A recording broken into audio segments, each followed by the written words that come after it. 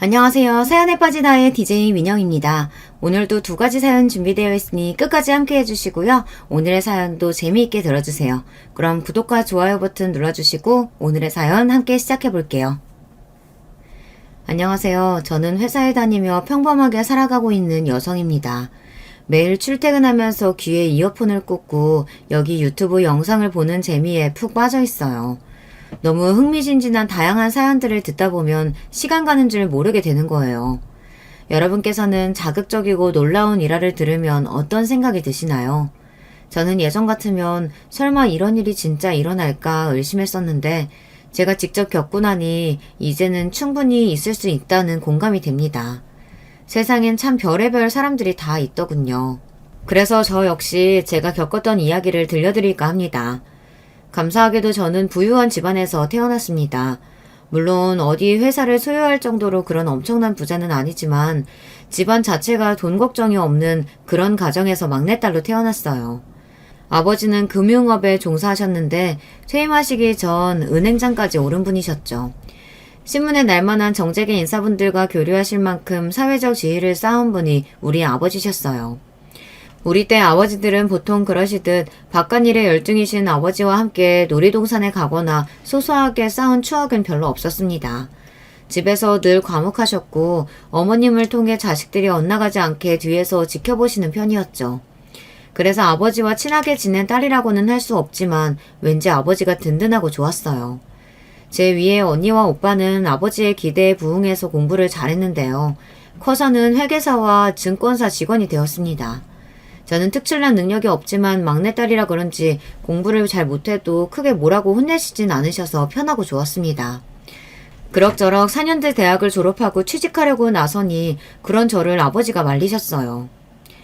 네가 월급 얼마나 받는다고 이 치열한 사회에 나가서 고생하려고 그러냐? 그저 좋은 남자 만나서 결혼하고 마음 편히 가정주부를 살면 그뿐이다. 엄마가 알려주는 대로 요리 강습이나 배우면서 집에서 있어. 네, 아버지는 참 보수적인 분이셨어요. 아버지 말씀이 처음에는 억울했어요. 하지만 몰래 2억 원의 취업 원서를 내는 족족 떨어지고 나니 저도 취업에 대한 마음을 금세 접고 말았죠. 결국 아버지 말씀대로 반백수로 집에서 지내고 있었습니다. 제 나이 27이 되어서부터는 본격적으로 주변에서 연결해주는 선자리에 나가기 시작했어요. 영화에서처럼 뜨겁고 열정적인 연애 한번 못해보고 이대로 유부녀가 되는 것이 억울했지만 그만한 남자를 만나봤어야 말이죠. 하지만 선자리가 아닌 우연한 기회에 제 마음을 달아오르게 만든 남자를 만나게 됩니다. 그날도 서울 시내의 호텔 라운지에서 맞선남을 기다리고 있었는데 무례하게도 약속 시간이 지나서 못 나온다고 펑크를 낸 것이에요. 무례한 남자 때문에 열이 받아있는데 다른 테이블에서 시끌시끌한 겁니다. 어떤 여자가 맞은편에 앉은 남자에게 물을 끼얹어버리면서 뭐라 쏘아붙이고는 호텔 라운지에서 나가버렸어요. 바람 맞은 것도 까맣게 잊고 그 재미난 광경을 보고 있다가 집에 가려고 하니 엘리베이터를 기다리는데 아까 물벼락을 맞은 남자가 옆에 서 있었습니다. 왜인지 그 모습이 모성애를 자극해서 전 처음 본 남자에게 그만 손수건을 빌려주었어요. 남자는 감사하다며 제 손수건으로 물을 닦고 나서 이렇게 말했어요. 아무리 열심히 해도 안 되는 일이라는 게 세상에 있나 봐요. 네? 아, 그렇죠. 여자분께 큰 실수하셔서 봉변당하신 게 아니신가요? 아, 아닙니다. 생각하시던 연인관계 같은 게 아니고 사업상 만난 자리인데 그분 성격이 좀 불같은가 봐요. 자기 마음에 안 드는 일이 있다고 물세례까지 받을 줄이야. 남녀 간의 사랑 싸움인 줄 알았더니 아니라는 남자의 해명에 왜 제 마음이 안심되는 걸까요? 우리는 집으로 돌아가는 길에서 대화를 하다 카페에 가서 차까지 마셨습니다. 그리고 어떻게 되었을까요? 그렇게 운명처럼 우리는 사랑하는 사이가 되었습니다. 늦바람이 무섭다고 만난 지 3달도 안 되었지만 우리는 결혼 이야기를 나눴어요. 그 남자는 한 건설회사에서 과장을 달고 있는 사람이고 예비시댁은 평범한 가정 같았어요. 나이가 이제 막 30을 넘긴 젊은 나이에 과장이라니 능력을 인정받은 모양이었어요. 제가 봐도 회사 일을 참 열심히 하긴 했죠. 그렇다고 해도 맞선 남자들에 비해 조건이라는 부분에서 분명히 부족한 것이 사실이었어요. 그래서 우리 부모님께 제가 연애하는 남자와 결혼하겠다고 말씀드리는 일이 큰 산처럼 느껴졌습니다. 그런 연유로 저는 부모님께 남자친구를 소개하는 일을 차일피일 미뤘어요. 결국 답답했던 남자친구가 데이트가 끝나고 집에 데려다주는 길에 무작정 우리 집에 같이 들어오겠다고 나온 겁니다. 너무 황당한 저는 그를 말려봤지만 그는 불도저처럼 밀어붙이더군요. 그렇게 엉겁결에 부모님과 처음 인사드리고 결혼 이야기까지 나누며 우리 관계는 진전되기 시작했습니다. 처음에는 남자친구를 탐탁지 않아 하던 아버지도 몇 번 만나보고 나선 체념하듯 제 결혼을 허락하고 마셨어요. 그렇게 우리 부모님의 결혼 허락을 받고 나자 남자친구는 속전속결로 다음날 자신의 본가에 저를 데려갔습니다. 남자친구 부모님께 저는 인사를 드리고 어렵지 않게 결혼 허락을 받았죠. 그러고 보니 그날 뵌 남자친구 어머님이 우스워 보였던 일화가 떠오르네요. 이렇게 만나서 반가워요. 아가씨는 하는 일이 뭔가? 네, 제가 취직을 해보고 싶었는데요. 조신하게 신부 수업이나 받으라는 아버지 말씀으로 막상 일을 해보지는 못했어요. 아니, 그럼 백수라고? 그건 안 될 말이지. 요즘 같은 시대에 남편 혼자 벌어서 어찌 산다고? 엄마, 이 사람한테 그러지 마세요.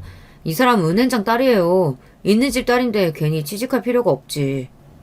그 소리에 시몬은 손바닥 뒤집듯 저에 대한 표정과 태도가 확 바뀌었습니다. 뭐? 아이고, 내가 그런지 귀한 딸도 못 알아봤구만. 내가 모르고 한 말이니 섭섭하게 생각하지 말아요. 가만, 내가 이러고 있으면 안 되지. 뭐 좋은 거 더 사서 상 차려야겠다. 갈비도 있고 잡채도 있는 소박하면서도 맛있는 밥상을 차려주시던 시몬은 갑자기 그때부터 음식을 더 내오시겠다며 분주하셨습니다. 전화로 회랑 대게찜까지 더 시키셨어요. 많이 못 먹는다고 지금 식사도 충분히 맛있다며 말려보았지만 시몬은 본인 뜻대로 하고야 마셨습니다. 와, 은행장 딸이라는 소리로 이렇게 대접이 달라지다니 좀 웃기고도 씁쓸했어요. 아버지의 그늘 외에 저라는 사람은 내세울 것이 없는 건가 하는 그런 마음이 들었기 때문이죠. 그렇게 양가의 허락을 받고 나니 남자친구의 추진력으로 우리는 2달 만에 결혼식을 올렸습니다. 그리고 남편과의 행복한 신혼생활을 꿈꿨지만 막상 현실은 달랐습니다. 건설회사 특성상 남편은 잦은 지방과 해외 출장까지 다니며 일이 바빠 보통 얼굴 보기가 힘들었으니까요. 일을 사랑하는 남편을 이해해보려고 했지만 홀로 독수공방하는 날이 많아지다 보니 우리는 아기를 갖기도 어려웠습니다. 이렇게 몇 년의 결혼생활 끝에 제 마음은 너무 황폐하고 외로워지고 말았어요. 그래서일까요? 저도 모르게 드라마에 나오는 의부증 환자 같은 일도 벌어졌답니다. 얼마 전 남편은 은행장이었던 아버지의 도움으로 회사에 큰 공을 세워 상무까지 초고속 승진했습니다. 임원이 되자 기사 딸린 차에 개인 비서까지 생기며 더 좋은 혜택들이 생겼어요. 어느 날 남편의 심부름으로 개인 비서인 최 비서가 우리 집에 들렀습니다. 그때 처음으로 본 최 비서의 모습에 저는 할 말을 잃고 말았어요. 굽이 10cm는 좋게 되는 뾰족 구두를 신고 하체 라인이 훤히 드러나는 딱 붙는 H라인 치마를 입은 그녀는 정말 화려한 생김새의 야한 여자였습니다. 글쎄 위에 입은 셔츠는 단추를 3개나 풀러 가슴골이 보이기까지 했거든요. 눈웃음을 치며 말투도 요상한 것이 회사보다는 술집에 어울리는 여자 같았죠. 그날 퇴근하고 온 남편에게 비서의 흉을 좀 봤습니다. 당신 비서는 왜 그렇게 술집 여자같이 하고 다니는 거야? 최 비서에게 복장 주의를 좀 줘야겠어. 외부인이 보면 저런 비서 데리고 다니는 당신을 어떻게 생각하겠어요? 참나, 아줌마 생각하는 것 하고는. 그런 막장 드라마 좀 그만 봐라, 교양 없이. 최 비서가 과하게 예쁘고 섹시하지. 그래서 최 비서랑 나랑 뭘 어쩐다고 색안경 끼고 보는 거야? 어머, 당신 요즘 갈수록 말이 지나치네? 나는 경제인 안사람들끼리 모이는 연합회에서 총무도 맡고 있고 독서 모임부터 해서 교양이나 문화 쪽으로는 여러모로 당신 못지 않아요. 내가 막장 드라마 상상하는 게 아니고 옷을 고쳐 입으라고 상사로서 이야기할 수 있잖아. 그게 어려워? 사무인 내가 해줄까요? 알겠다고. 그 사람 참 빡빡하게 구네. 최 비서한테 복장 단단히 하라고 말하면 될 거 아니야. 이래서 너무 있는 집 여식이 안사람으로 들어오면 남편을 쥐어잡고 살 거라고. 그렇게 걱정했던 우리 엄마 말이 맞았네. 아니, 뭐라고요? 전 너무 어이가 없었습니다. 결혼 전 저와 우리 부모님 앞에서 그리 공손하고 겸손한 척 하시던 시모가 뒤로는 남편에게 그런 험담이나 해댔다니 말이에요. 비서의 일은 그냥 제가 예민하게 굴었을 수도 있다고 생각하고 넘어갔습니다. 저는 얼마 뒤 대학 동창이었던 친구 기영이의 연락을 오랜만에 받았어요. 기영이는 중학교 때 친구였다 외국어 고등학교로 진학하는 바람에 헤어졌었죠. 그런데 대학교에 와서 우연히 다시 만나면서 더 친하게 지냈던 친구입니다. 기영이는 그동안 외교관 후보자 선발 시험을 준비하고 있었거든요. 그런데 이번에 하는 이야기를 들어보니 아버지가 돌아가시면서 집안 사정이 어려워져서 고시 준비를 접고 취업을 해야 하는 상황에 놓인 겁니다. 아버지 상당해서 마음도 안 좋을 텐데 어려운 집안 사정까지 덮치니 안타깝다.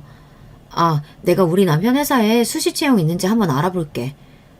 아니야, 나비에 그렇게까지 해줄 필요는 없어. 너희 남편도 불편할 텐데. 불편하긴 무슨.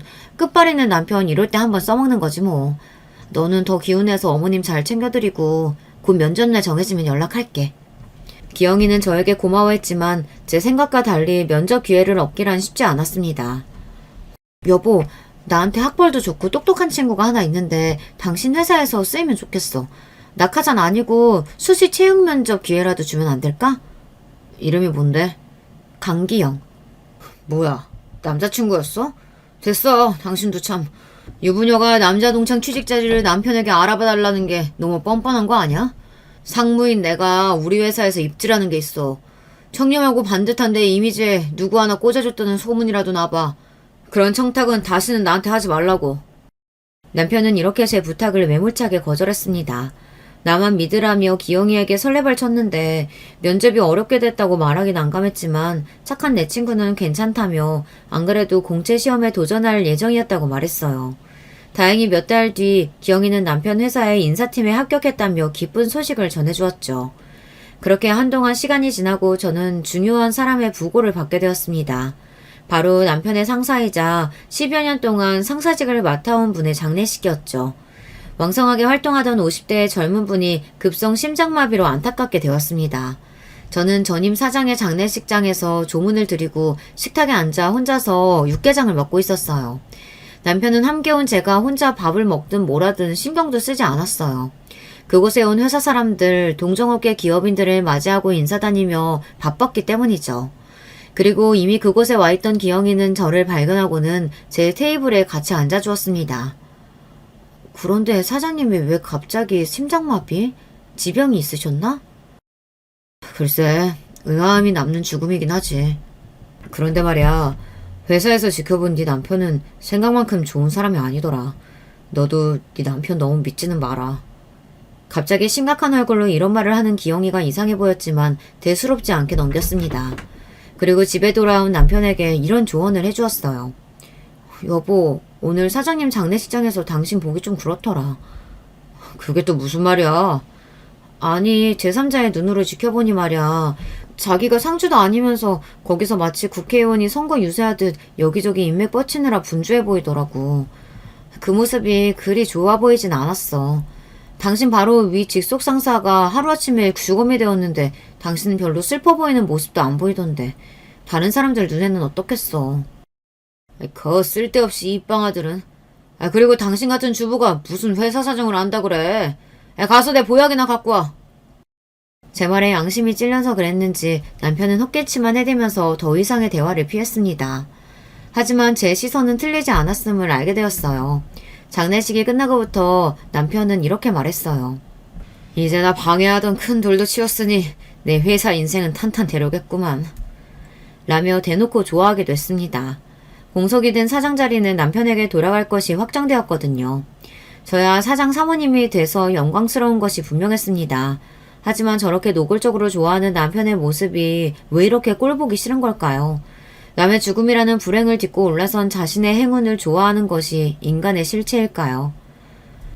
내가 드디어 이 회사의 왕자에 올랐다. 이날을 위해 얼마나 개같이 고생하면서 달려왔는지. 여보, 이제 한 달 뒤에 취임식하고 정식으로 사장님 된다.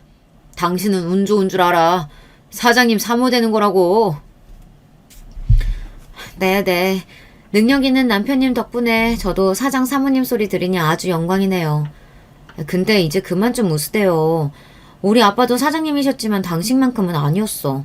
아빠 말씀이 벼는 익을수록 고개를 숙인다고 높은 자리에 있을수록 더 겸손한 마음을 가져야 한다고 강조하셨다고요.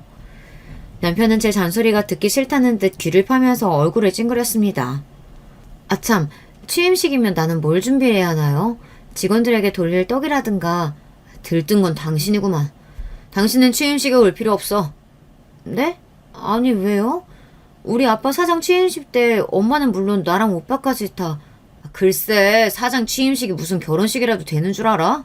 왜 드레스 빼입고 당신부터 온 가족이 총출동하는 건데? 내 사장 취임식은 그렇게 어중이 떠중이들 다 오는 그런 행사로 하지 않을 거야. 우리 채비서가 그랬어. 사장 취임식은 격조 있고 품격 있게 회사 요직 핵심 인력과 정재계 인사만 초청해서 아주 프라이빗하고 최고급으로 치를 거라고 말이야. 그렇지만 호사다마라고 했던가요. 남편의 취임식으로 설레하던 와중 갑자기 우리 아버지의 사망 소식을 듣고 말았습니다. 골프 여행차 제주도에 가셨다가 교통사고로 그만. 갑작스러운 보고 소식에 제 친구 기영이는 한달음에 달려왔지만 어찌된 일인지 제 남편은 당최 보이지 않았어요. 당장 장례식을 치러야 할 상주 중 하나인 남편이 없어 급한 마음에 아까부터 장례식 일을 돕고 있던 기영이에게 부탁했습니다. 기영이는 어떻게 남편의 행방을 알았는지 1시간여 만에 남편과 함께 왔습니다. 너무 원망스러운 마음에 남편의 가슴팍을 치며 울었습니다. 내가 얼마나 힘들고 외로웠는지 알아요? 남편이란 사람이 지금까지 어디 있었어? 그런데 제 눈에 들어온 것은 남편 목과 가슴팍 주변의 수많은 입술 자국들. 하지만 그때 저는 아버지의 죽음으로 경황이 없어서 그냥 지나치고 말았어요. 나의 든든한 버팀목이었던 아버지의 상을 치르고 겨우 정신을 추스리며 여러 날이 지났습니다. 바로 남편의 사장 취임식이 코앞으로 다가왔어요. 당신은 얼마 전 부친상도 있었고 하니 무리하지 말고 오늘 취임식에는 오지 마. 취임식 당일 이렇게 말한 남편은 콧노래를 부르면서 출근했습니다. 아직 저는 그 슬픔 속에서 벗어나지 못했지만 남편을 위해 의연히 일어나서 취임식에 갈 채비를 했죠. 취임식에 도착해 일부를 하는 동안 남편에게 아는 체하지 않고 인파 뒤에서 혼자 남편의 사장 취임을 진심으로 축하하고 있었습니다. 그리고 2부를 시작하기 전 쉬는 시간에 축하 선물을 들고 남편 앞에 나타나서 놀라게 해주고 싶었어요. 사장실에 혼자 있을 것 같아 사장 비서실로 향했습니다. 사장실에 가기 위해 사장 비서실을 통해서 들어가야만 했거든요. 아버지 유품이니 골동품. 늘 남편이 탐내던 건데 받고 얼마나 좋아할까? 회사에서는 들을 수 없는, 아니 들려서는 안 되는 그런 소리였습니다. 저도 모르게 도둑고양이처럼 사장실 문틈으로 몰래 그 안을 지켜보게 되었습니다. 그리고 보여지는 광경에 분노를 억누를 수 없었죠. 남편은 자기 비서와 사장실에서 서로 입을 맞추고 있는 게 아닙니까? 그동안 남편과 비서가 이런 관계였다니 너무 뼈나면서 어이없는 행태라서 실수가 나올 것 같았어요. 남편이 출장 다니면서 비서와 놀아났던 이야기, 또 따로 밀월 여행까지 했던 이야기들이 흘러나왔습니다. 일도 하고 재미도 보고 아주 꽉 먹고 알 먹고 둘이 신나게 놀아났겠죠. 자, 이제부터 취임식 2부는 더욱 흥미진진하게 꾸밀 예정이에요. 제가 오늘 오신 손님들을 모두 남자분들로 초대한 이유가 다 여기에 있어요. 다들 양복 입고 점잠 빼고 있지만 이렇게 흥이 오를 때면 젊고 예쁜 여자들 찾는 게 사내들이죠. 그래서 쓸데없는 사람들은 1부 끝나고 죄다 보내고 다른 은밀한 곳에 힘 있는 손님들만 모셔서 특별하게 놀 거예요. 이제 곧 그 손님들 모실 예쁜 아가씨들 올 시간이네요. 이런 일은 비서인 저에게 맡기시고 사장님은 어떻게 하면 회사가 더 커질 수 있을지 그런 중요한 이야기 손님들하고 나누고 계세요. 역시 미모만 출중한 게 아니야. 이 똑똑한 머리 어쩔 거야. 그렇지. 사내놈들이 원하는 건 다 한 가지지. 재미없는 취임식을 예상하고 왔을 텐데 2부 행사 보면 다들 좋아 죽을걸? 그럼 내가 그 자리에 쓱 우리 회사 수주건이랑 건축허가 청탁하면 더 잘 먹혀들겠지? 은행장 딸인 아내는 고리타보는 말만 늘어나서 진저머리가 다 났어. 나에게 걸맞는 여자는 채비사뿐이야. 아유, 이쁘고 깜찍한 곳을 어쩌면 좋지. 가만, 2부 행사까지 시간 좀 남지? 그러면 그 시간 동안 우리... 남편은 커다란 사장 소파에 채비사를 넘어뜨리고 그 위로 포겠습니다. 저는 더 이상의 광경을 지켜볼 엄두가 나지 않았습니다. 그렇지만 그렇다고 저 두 년놈들을 가만둘 생각은 추워도 없었어요. 그 둘이 포개져 있는 모습을 몰래 핸드폰으로 사진 찍었습니다. 그때였어요. 찰칵하는 카메라 소리가 났지 뭐예요. 미처 핸드폰 카메라 소리를 예상하지 못한 저는 너무 놀라서 어쩔 줄을 몰랐습니다. 이윽고 사장실 문을 벌컥 연 남편과 저는 딱 마주치고 말았어요. 뭐야? 당신이 왜 여기? 지금 우리 다 본 거야? 그래. 너희들이 뭐하고 있는지 다 내 눈으로 지켜봤다. 하도 기가 막힌 장면이길래 사진까지 찍어놨지. 참, 그러게 오지 않아도 된다고 그렇게 이야기했는데 취임식에는 못하러 와서. 지금 그게 무슨 소리야?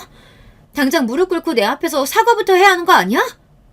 그러게요. 사모님은 초대받지도 않은 취임식에 괜히 오셔서 이런 걸 직접 보고 그래요. 미안하게. 당신 남편이 내 남자가 된 건 이미 한참도 더 된 일이야. 괜히 본처 행사하려고 들지 말라고. 늘 생글생글 웃어가면서 친절하게 대하던 채 비서는 내 앞에서 아주 표독스러운 불륜녀로 돌변하고 말았습니다. 채 비서 말이 맞아. 당신이 본 그대로지. 우리 서로 사랑하는 사이니까 들통난 마당에 우리 관계 숨길 생각은 없어. 미안하지만 당신 남편이 이제 사장도 됐고 당신이나 당신 아버지 눈치 볼 필요 없으니까 당신이 이렇게 알게 됐으니 오히려 잘 됐다. 내가 이렇고 저렇고 설명할 필요도 없겠네. 이제는 너같이 늙은 곰탱이는 필요 없으니까 이혼해. 남편의 불륜 광경을 목격하는 것만으로도 기야말 노릇인데 뻔뻔하게 굴며 제게 이혼을 종용하는 남편은 상상할 수도 없는 일이었습니다. 저는 하늘이 노래지는 것만 같았어요. 현실이 아니라 꿈만 같았죠. 그것도 최악의 악몽이요. 이제 막 사장님 대대 명성에 먹칠하지 않도록 품위 있게 이혼하자고. 내일 우리 쪽 이혼 변호사 연락할 테니까 괜한 싸움 일으킬 생각 말고 조용히, 아주 조용히 이혼하고 내 앞에서 사라져줘. 그러게요. 평소에 그렇게도 품위 있는 세무님이었으니까 기대할게요. 설마 하니 남편이나 불륜녀한테 모욕 주고 복수하고 뭐 그런 건 아닐 거라고 믿어요. 은행장 딸답게 조신하고 얌전하게 이혼 서류에 사인해주면 되겠습니다. 이혼하고 나면 나랑 바로 결혼식 올려야죠, 사장님? 입 아프게 뭐 당연한 말을 하고 그래. 내가 왜 굳이 지금 이혼하겠어. 우리 애인이랑 결혼해서 한 집에서 뒹굴고 살려고 하지. 믿을 수가 없었습니다. 내 앞에서 남편과 불륜녀가 하는 말이 이토록 짐승 같을 수 있을까요? 눈물이 쏟아질 것 같았지만 그들 앞에서 절대 눈물을 보일 수 없었기 때문에 황급히 돌아서서 나왔습니다. 그리고 그런 저를 보며 그 두 사람은 낄낄대면서 비웃어댔어요. 사장실에서 달려나오자마자 저는 친구 기영이를 찾았습니다. 기영이는 로비에서 어떤 사람들과 조용히 의논하고 있었죠. 기영아, 글쎄 남편이 말이지.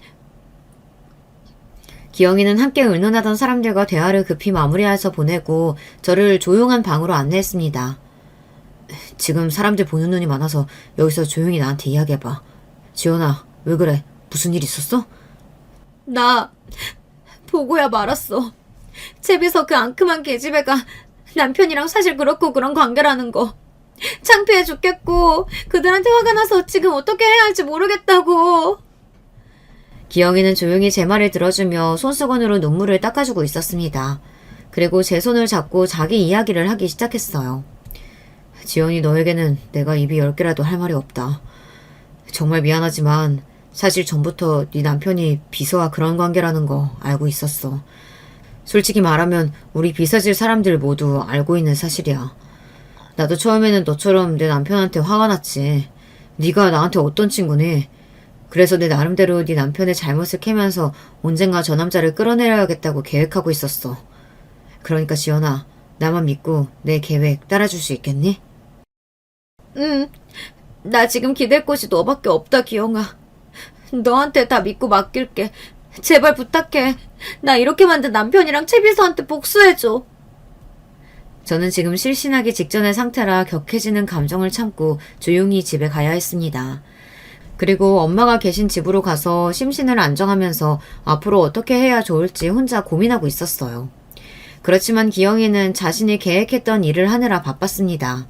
기영이가 무엇을 하고 있을지 궁금할 즈음 그는 우리 집 앞 편의점에 와서 맥주 한 캔을 두고 놀라운 이야기를 들려줬습니다. 알고 보니 최비서의 실체는 꽃뱀이었다고 합니다. 남자를 후려서 돈이건 마음이건 다 착취해내는 그런 꽃뱀이요. 대학생 시절부터 술집 여자 일도 하고 돈 많은 남자들 등쳐먹고 사는 것으로 유명했다네요. 이 회사에 입사해서 다른 부서가 아닌 비서 자리를 꿰찬 것도 남편이 사장이 되면 사모님 자리를 자신이 꿰찰 속셈 때문이었습니다. 심지어 비서는 따로 5살이나 어린 잘생긴 남자친구도 함께 만나고 있었다는군요. 남편에게서 받은 돈과 선물은 일부 그 남자에게 흘러가고 있었으니 이 사실을 남편이 알고나 있는 걸까요? 그렇게 살아온 채비서니까 그 퇴폐적인 취임식 2부를 생각해낼 수 있었던 겁니다. 일반적인 경제인들에게 그 2부 행사는 말도 안 되는 일이었습니다. 그런 요정정치, 술집 청탁도 사실 옛날 일이고 지금은 큰일 날 일인데 채비서나 그것을 좋다고 한 남편이나 정말 수준 떨어지는 것들이 아닐 수 없었습니다. 그리고 취임식 2부에 대한 뒷말이 나왔다고 기영이는 이야기했습니다. 어디서 술집 아가씨 같은 야한 옷을 입은 여자들이 2부 행사장으로 들어와서 손님들 옆에 한 명씩 앉았다고 하네요. 의식이 있고 정상적인 사람들은 이미 기암에서 그 자리에서 물리치고 나와버렸고 그런 것을 좋아하는 부패한 사람들만 남아서 여자들과 음탕하게 놀았던 것이죠. 하지만 그 모습은 결코 그들의 뜻대로 은밀하게 남을 수 없었습니다. 기영이가 사전에 계획했던 대로 그 2부 행사장에 몰래카메라를 설치해둔 것이었어요. 그리고 남편은 물론 부패한 정재계 인사 그리고 술집 여자들까지 그들이 한 행태 하나하나가 고스란히 찍혔습니다. 그 촬영 영상을 빌미로 참석했던 인사들에게 기영이는 협박을 했죠. 저는 건설회사의 한 영심적인 직원입니다. 저는 우연히 신임 사장 취임식에서 이런 광경을 목격하고 공익을 위해 제보해야 하나 고민하고 있죠. 이 영상이 바로 언론사나 인터넷 게시판에 올라가는 것이 나을지 아니면 저와 협력관계를 이루는 것이 나을지는 영상을 보고 판단하시기 바랍니다. 이후 제가 드리는 요청에 협조해 주신다면 이 영상은 아무도 모르게 폐기할 것을 약속드립니다. 그 손님들은 가진 것이 많은 자들이었어요. 부와 권력, 아내와 자식들이 있는 가정까지. 이 영상 하나로 그 모든 것을 송두리째 앗아갈 수 있었기 때문에 그들에게는 그 무엇보다 두려운 존재였겠죠. 문자를 받은 몇몇 인사는 돈을 요구하는 거냐, 얼마면 되냐, 협박이 중재인 것은 아느냐, 너 콩밥 먹고 싶냐, 이렇게 과격하게 나왔다고 합니다. 하지만 그런 자들조차 하루 만에 제가 어제 드린 연락에 머리 숙여 사과드립니다. 뭐든지 원하는 것은 들어드릴 테니 절대 영상을 풀어서는 안 됩니다. 이렇게 잔뜩 엎드려서 분부만 기다리고 있는 처지가 되었네요. 내 남편을 겪어보니 이런 똑같은 작자들도 한심하고 그들의 가족까지 불쌍할 지경이었어요. 저는 그 영상을 공개해서 그 가족들이 실체를 알았으면 했죠. 하지만 기영이는 저를 막아섰습니다. 안 돼. 우리가 감정적으로 나오면 모든 일을 그르칠 거야. 네 복수의 상대는 전 남편과 채비서라는 사실을 잊어서는 안 돼. 그 영상은 절대로 세상에 나와서 안 될 판도라의 상자지. 기영이의 말은 현명했습니다. 결국 저는 기영이가 하자는 대로 따랐습니다.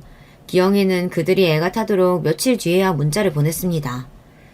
저는 지금 취임한 신임 사장의 부도덕하고 파렴치한 행태를 참을 수 없기에 그를 끌어내리려고 합니다. 그와 회사에 대한 약조를 하신 부분은 절대 들어주시면 안 됩니다. 또한 사장의 해임한 이사회를 열 때 해임에 한 표를 던져주셔야 합니다. 그리고 사장이 저질러온 횡령과 직원들에 대한 갑질 정황에 대해 정제계에 퍼뜨려서 아주 이 업계에서 매장될 수 있도록 협조해 주십시오. 전 돈이나 여타 다른 것은 필요 없습니다. 오로지 건설회사 사장 자리에서 지금 한 사장을 끌어내리는 것뿐이죠. 사람이란 참 웃깁니다. 아니 권력을 가진 자들이라 더욱 그런 걸까요? 처음에는 자기들에게서 돈이든 뭐든 뜯어갈 줄 알았던 협박범이 원하는 것은 오로지 남편의 파멸이라고 하니 그들은 손을 들어 환영했습니다. 그리고 그들 모두 하나같이 굳게 기영이에게 협조를 약속했어요. 지연아, 하나 남은 계획이 있어. 이건 너의 도움이 필요한 일이야. 뭔지 말해봐. 네 말이라면 뭐든지 다 들어줄 수 있어. 너희 아버지께서 예전에 남편 위해서 회사에 큰 자금 대출을 승인해준 적 있잖아. 이번에는 반대로 그 은행장들에게 긴급 자금 회수라는 회사에 압력을 가하는 거야. 아, 그러니까 우리 아빠 힘으로 그 자리까지 올라간 인간을 이번엔 반대로 끌어내리자는 거네? 정말 좋은 생각이다. 그 은행장들은 우리 아버지와 긴밀한 관계셨고 저를 어릴 때부터 봐오셨던 삼촌 같은 분들이셨어요. 그래서 저는 어렵지 않게 그분들을 찾아뵐 수 있었습니다. 지연아, 아버지 갑자기 그렇게 되시고 엄마랑 잘 지내고 있는 거니? 그래, 나를 찾아온 이유가 뭐니? 뭐 부탁할 게 있다고? 저는 솔직하게 겪어온 상황을 모두 말씀드리고 남편에게 복수할 수 있도록 도와주십사 말씀드렸어요. 그리고 삼촌은 그 남편의 천인공노할 악행을 들으시고는 크게 진노하셨습니다. 우리 형님이 부탁하셔서 그 건설에서 도움 준 건데 그 은공도 모르고? 걱정 마라. 우리 은행은 물론이고 그때 대출 승인해준 은행장 모두에게 내 연락 돌리마. 그 자식이 사장 자리에 있는 한 우리 은행들은 앞으로도 절대 자금 대출 하지 않을 거라고 단단히 일러주겠어. 이렇게 저를 위해 모든 인맥을 동원하실 거라고 약조해 주셨어요. 제가 이 일을 도모하는 동안 기영이는 회사의 몇몇 대주주와 은밀히 접촉했습니다. 그리고 취임식 이후에서 벌어진 일과 남편이 벌여온 횡령과 불륜 행각에 대해 털어놓았습니다. 세상에 믿을 수가 없네요. 2020년대에 이런 일이 바로 내 회사에서 벌어지고 있다니. 어쩐지 10년 넘게 회사 잘 운영하던 전임 사장이 갑자기 그렇게 되고 나서 올라온 인물이 그럼 그렇지. 애초에 난 한 사장 반대했었다고. 보여준 이 모든 게 사실이 맞나요?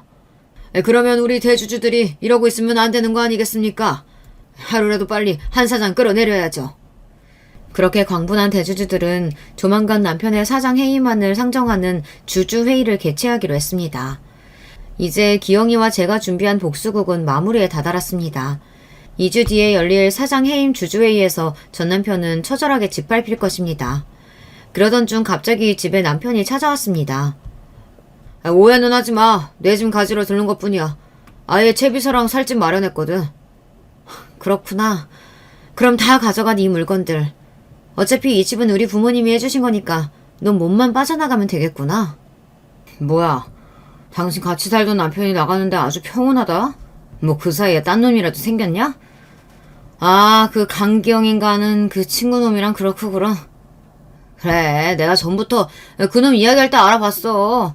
얌전한 척 조신한 척은 다 해놓고 너도 결국은 나랑 똑같은 거잖아. 똥눈에는 똥밖에 안 보인다더니 당신이 그 똥이구나. 기영이랑 나는 너랑 채비서 같은 그런 더러운 관계 아니야. 어려울 때 서로 도와주는 진짜 친구. 당신같이 더러운 사람은 그런 친구가 주변에 없어서 이 마음 이해하지 못하겠지만 말이야. 아, 당신 이혼 변호사 왔길래 우리 측 이혼 변호사 붙여줬어. 아마 당신이 요구하는 건 하나도 당신 뜻대로 안 될 거야. 잘 들어도 당신은 곧 땅을 치고 지난날을 후회하게 될 거고 이 집도 우리 재산도 땡전 한 푼 못 받고 거지로 나가게 될 거야. 그 신세가 되었을 때 네가 아끼고 총애하는 채비서가 어떻게 나올지 아주 궁금해지는데? 그날이 오면 내가 구경하러 갈게. 팝콘 사들고서 말이지. 남편은 이렇게 단호하게 자신에게 험한 말을 늘어놓는 저를 보고 믿기지 않는다는 표정을 지었습니다. 그리고 생각도 하기 싫다는 듯 자기 집만 챙기고 급히 집에서 나갔습니다. 저는 바로 이 집을 부동산에 매도하겠다고 연락했어요. 그 더러운 전 남편과의 추억이 깃든 집은 이제 제게 필요가 없으니까요. 남편에게 배신당한 뒤로 저는 저 자신을 돌아봤습니다. 좋은 집딸로 운 좋게 태어나서 잘 먹고 잘 살고 결혼한 뒤에도 경제적 궁핍 없이 남편 뒷바라지만 하면서 지내온 세월이 무상하더군요. 남편에게 제 모든 것을 올인했던 만큼 그에게 버림받고 나니 저는 스스로 일어설 수 없을 만큼 무력했습니다. 그리고 깨닫게 되었어요. 내가 내 인생을 스스로 노력해서 성취한 것이 하나도 없구나. 이제는 집안의 요구대로 남편의 성공에 나를 맞추지 말고 내 자신을 위해서 홀로 서기를 해보기로 결심했습니다. 남편과 살고 있던 집을 팔고 나서 엄마가 계신 본가로 들어가지 않았습니다. 대신 저렴한 원룸을 하나 얻어 간소하게 살림을 꾸리고 살았죠. 이혼한 네가 어디 조그만 원룸에 산다고? 언제부터 그런 데 살아봤다고 그러는 거야. 청승 떨지 말고 집으로 들어와. 엄마는 방이 5개 이상인 저택에만 살아본 제가 어떻게 그런 데서 살 수 있겠냐고 걱정하셨지만 저는 도리어 좋았습니다. 앞으로 제가 살 집은 크건 작건 간에 오롯이 제가 벌어서 마련하는 곳으로 하고 싶었으니까요. 그리고 기영이는 저의 홀로서기를 크게 응원해 주었어요. 난 진작에 널 알아봤어. 중학교 시절 다른 친구들은 네가 있는 집 딸내미라 새성물정 모른다고 했지만 넌 그때부터 강단 있고 친구도 도와줄 줄 아는 멋진 친구였거든. 지금이라도 너의 진정한 독립 축하하고 응원해. 저는 천군만마를 얻은 듯 자신감이 생겼어요. 그리고 경력 하나 얻지만 제가 할 수 있는 일을 찾아 배우고 취직을 준비하고 있었습니다. 가진 것은 별로 없지만 저는 그 어느 때보다 당당한 여자가 되어 있었어요. 그렇게 제 인생을 읽으면서 하루도 잊은 적은 없습니다. 바로 남편과 불륜녀에 대한 복수 말이죠. 드디어 주주총회의 날이 밝았습니다. 저는 주주총회에 참석할 수 없었기 때문에 기영이는 특별히 영상통화로 저에게 은밀히 이 멋진 광경을 보여주었습니다. 주주들이 모여있는 자리에 남편이 씩씩대며 들어왔어요. 저는 오늘 이 회의가 열린 것에 깊은 유감을 갖고 있습니다. 이것은 신임 사장을 노리는 중상모략에 불과하다는 말입니다. 하지만 우리에게는 증거가 있습니다. 강비서, 보여주세요. 이윽고 기영이는 큰 화면에 전 남편이 회사의 자금을 횡령했던 일과 그에 대한 증거 자료를 보여주었습니다. 저건 회사 운영하다 보면 흔히 있는 수준입니다. 제 이익을 위한 횡령이 아니라고요. 이것이 끝이 아닙니다, 사장님. 더 많은 것들이 준비되어 있으니까요. 남편은 기영이를 죽일 듯이 노려보고 있었습니다. 다음은 취임식 2부 동영상 자료인데 이 자리에서 틀어도 괜찮으시겠습니까? 그 말에 놀란 전 남편은 뛰어나가서 기영이가 들고 있던 조작 리모컨을 번개처럼 빼앗았습니다. 아니요! 이런 건 보실 필요 없습니다. 이 모든 영상은 강비서가 벌인 모함입니다. 강비서는 내 아내를 좋아해요. 그래서 나를 파멸해. 잠깐만. 그 영상이 뭐든 나는 상관없고 한 사장이 자기 불륜녀 때문에 조강지처와 이혼한다고 들었습니다. 맞죠? 이거 참 곤란하군요. 나는 한 사장 보고 그 큰 금액을 회사에 대출해준 것이 아니에요. 당신 장인어른에게 내 신세진 것들이 있어서였지. 그러니 오늘 내로 우리 은행 대출 300억 당장 회수해 주시오. 그리고 다른 은행장들도 들불처럼 여기에 거들었습니다. 아니, 이렇게 우리 회사에 대출해준 은행장들이 하나같이 회수하려 들면 우리 회사 부도나는 거 아닙니까? 그럼 큰일이죠. 은행장님, 저 한 사장만 끌어내리면 긴급 회수는 어떤 일로 해주실 수 있겠습니까? 물론입니다. 그리만 해주신다면 지금 이자는 잘 갖고 있는 회사니 당장 내일 회수하라고는 못하겠지요. 그럼 다행 아닙니까? 저 한 사장만 해임하면 우리 회사는 살아날 수 있어요. 더 이상 볼 필요도 없었습니다. 주주들은 100% 찬성으로 한 사장 해임안을 통과시켰고 이제 전 남편은 사장 자리에서 불명예스럽게 내려오게 되었으니 말입니다. 이럴 수는 없어. 내 청춘을 모두 바친 회사야. 이렇게 물러날 수 없다고.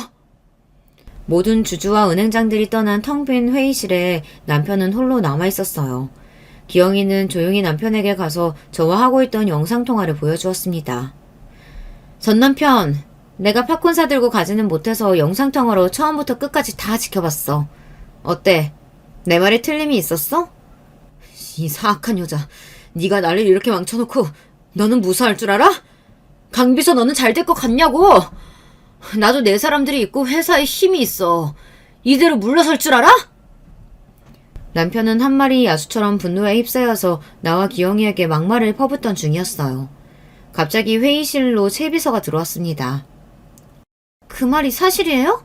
사장님 해임됐다는 게 이게 말이 되냐고요? 모두 사실이고 앞으로 한 사장님은 사장은커녕 이쪽 업계 어디에서도 불러주는 곳이 없을 거야. 업계 전체에 아주 악질의 저질로 소문이 나버렸거든. 뭐라고? 나 이딴 남자한테 죄다 투자하고 있었던 거야? 어이가 없네. 아우 짜증나. 최 비서, 너는 나 버리지 않을 거지? 우리는 진짜로 사랑하는... 사랑? 지랄하고 있네. 사장 자리에서 떨어지고 이제 어디 취직도 못한다면서. 그럼 무능한 논팽이한테 내가 왜 붙어있니? 역시 이제야 최 비서, 아니 최명이 네 본색을 드러내는구나. 아니, 내 본명을 어떻게 알고... 그래도 내 친구의 전 남편이고 한 달 정도 사장으로 살았던 사람이니 제가 알아낸 사실 하나 알려드리죠. 최 비서, 아니 최명희 씨는요, 나이도 경력도 속인 가짜입니다. 27살이 아니라 34살이고 대학 다닐 때부터 룸사롱에서 술 따르던 여자예요. 돈 많은 아저씨들 물어서 용돈 받아먹고 살던 애가 회사에 처음 취직한 것도 다 그 돈 많은 오빠 덕분이지 아마? 누구 돈 많고 멍청한 남자 하나 꼬셔서 팔자 고치려고 회사 들어왔겠죠. 이런 재수가 없으려니까 이딴 회사 그만두면 그만이지. 한 사장 당신도 나한테 이제 연락하지 마. 구질구질하니까. 어디 해외여행이나 나가야겠다. 스트레스 받아서 피부 다 상하겠네. 그리고 최 비서 혼자 호련히 떠나는 것이 아니겠습니까? 남편은 머리를 쥐어뜯으며 소리를 질러댔어요. 이 현실을 믿을 수 없어 몸부림을 쳐대고 있었습니다. 기영아, 그만 됐어. 이제 영상통화 끊자. 그런 전 남편의 모습을 끝으로 다시는 전 남편을 보지 않았습니다. 이후에 어느 날인가 저에게 전화도 걸었던 그이지만 저는 한 번도 전 남편의 전화를 받지 않았습니다. 목소리를 들어봐야 뭐가 좋을까요? 저에게 원망을 퍼붓고 욕하는 것을 듣기 싫었고 자신의 잘못을 뉘우치고 후회한다 해도 저는 그에게 요만큼의 여지를 줄 생각도 없으니까요. 어느 날인가 시모가 연락해서 저에게 자기 아들의 인생을 파탄냈다며 저에게 온갖 욕과 저주를 퍼부었죠. 네가 내 아들 사장 자리에서 끌어낸 장본인이라던데 그게 진짜냐? 그러고는 못 산다. 내가 부적 써서 너에게 저주 퍼부을 거야. 내 아들 신세 망친 네 앞길도 절대 순탄치 않을 거라고. 잘난 아들 하나 보고 사시는 평범한 어머니이니 제가 얼마나 미워 보이실까요? 전 남편의 불륜과 저에게 했던 잘못은 그저 시모에게는 티끌과 같겠죠. 그래서 이러쿵저러쿵 설명도 드리지 않고 조용히 말씀을 듣다가 통화를 마쳤습니다. 이렇게 전 남편과의 파란만장했던 결혼은 끝을 맺고 말았습니다. 한때 누구나 부러워할 결혼도 하고 회사의 사장 자리에까지 올랐지만 한순간에 나락으로 떨어진 불쌍한 한 남자에 대한 이야기이기도 하죠. 그렇지만 그런 인간과 살아온 세월을 어떻게 보상받아야 할지 모르겠어요. 지금도 자다가 벌떡벌떡 깹니다. 제 청춘이 너무 아깝고 억울해서요. 그렇지만 이혼녀 딱지 붙이고 청승맞게 살고 있진 않았습니다. 그렇게 기구한 저에게 얼마 전 축하받을 만한 일이 생겼거든요. 제가 가고 싶은 회사에 취직하게 된 거예요. 경력도 없지, 나이도 많지, 신입으로 지원하는 저를 두고 면접관님들은 이상한 눈초리를 보냈어요. 그리고 저는 솔직히 밝혔습니다. 못된 남자에게 꼬여서 취직도 못해보고 결혼한 뒤 허송세월을 보낸 그 이야기를요. 처음 면접관님들은 제가 솔직하게 사적인 이야기를 하니 놀라셨던 것 같아요. 그래서 면접 마치고 나오며 여기도 떨어졌구나 싶었지만 그래도 속은 시원했습니다. 그런데 의외로 저에게 함께 일해보자고 손을 내밀어준 것이에요. 이 기쁜 소식을 우리 부모님 그리고 친구 기영이에게 전해주었습니다. 소식을 전한 다음날 저녁 기영이는 꽃 한 다발을 들고 제가 사는 원룸 앞에 찾아왔어요. 그리고 축하 저녁을 사주겠다며 저를 파스타 식당으로 데려갔죠. 내가 아직 능력이 부족해서 고급 레스토랑은 못 가고 대신 파스타 집에 왔어. 우리 고급진 지원이 입에 맞을지 모르겠네. 야, 장난치니? 나 요즘 맨날 혼자 밥 해먹고 반찬 없을 땐 김에 밥 싸먹는단 말이야. 이 파스타 얼마만이냐? 너무 맛있겠다. 너의 첫 취직 진심으로 축하한다. 그리고 나도 축하해줘. 회사에서 비서실장으로 승진했거든. 오, 정말이야? 역시 회사에서도 너의 능력을 알아주는구나. 잘됐다. 어머님 진짜 좋아하시겠다. 맞아. 우리 엄마가 그 소식에 눈물을 흘리셨지. 그리고 엄마가 너 한번 집에 데려오래. 뜨끈한 집밥 먹이고 싶다고. 좋지. 너희 엄마 음식 솜씨 좋으셨잖아. 중학교 이후로 얼마만이야? 에휴, 이 바보야.